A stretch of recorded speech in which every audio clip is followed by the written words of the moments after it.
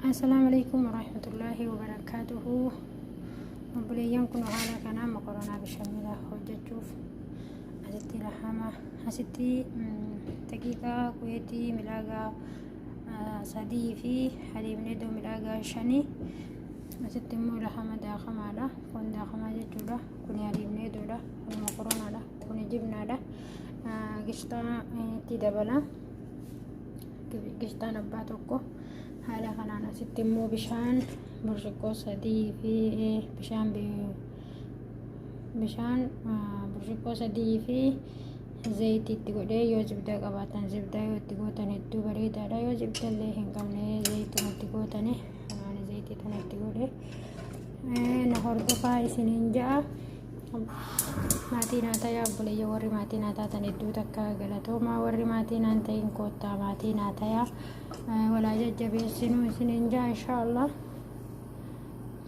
Haala kanaan dalaguuf deemaa jira. Bismillah.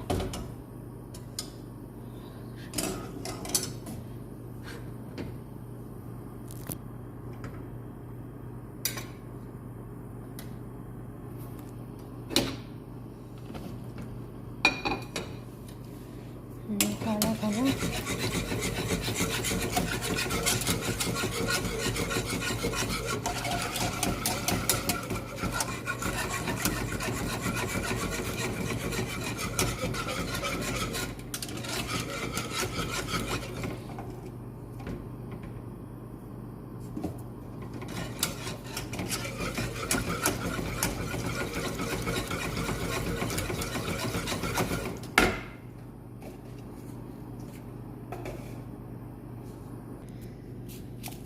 obboleeyyan abasuudaa yookaan alal barbaree biyya keenyatti isa jaamusanii kun qimama adii fi qimama yaani wanneeti milaagaa xiqqaa tokko tokko aagaa sukkaaraa san kun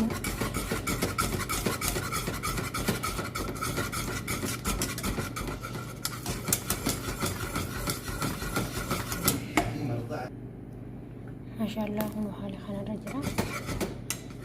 Wallahi manatti hojjedhaa hedduu bareedaadha. Gishtaa firii tokko jibnaa milaagaa 3 itti godhuu deema. Kana fakkaata kun.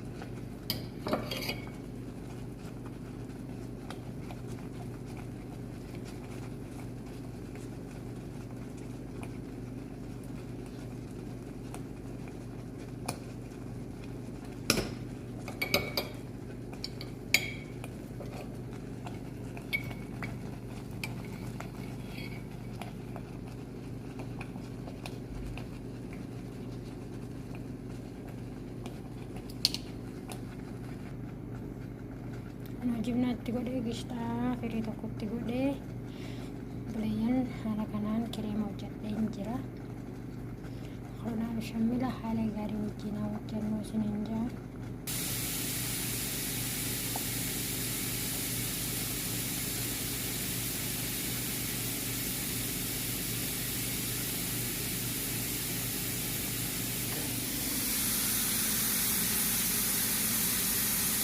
Mudah-mudahan haala kanaan baharaatatti kana irratti malee dibee jira. Haala kanaan qimama itti godheen jira. Filfila suwwatti yookaan alal barbarii qimama adii kanas itti godheen jira. Kana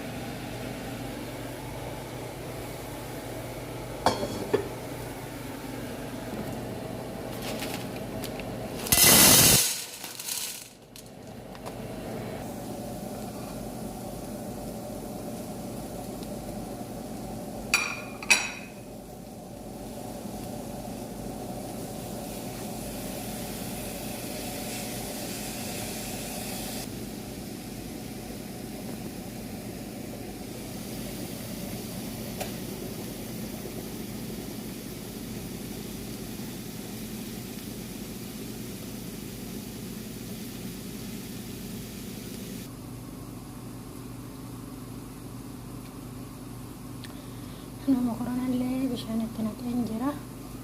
Haala kanaani bulayyan maatii naa ta'aa subscribe like share naa godhaa. Walaa jajjabeessinuu warri maatii naa taatan hedduu takka galatooma.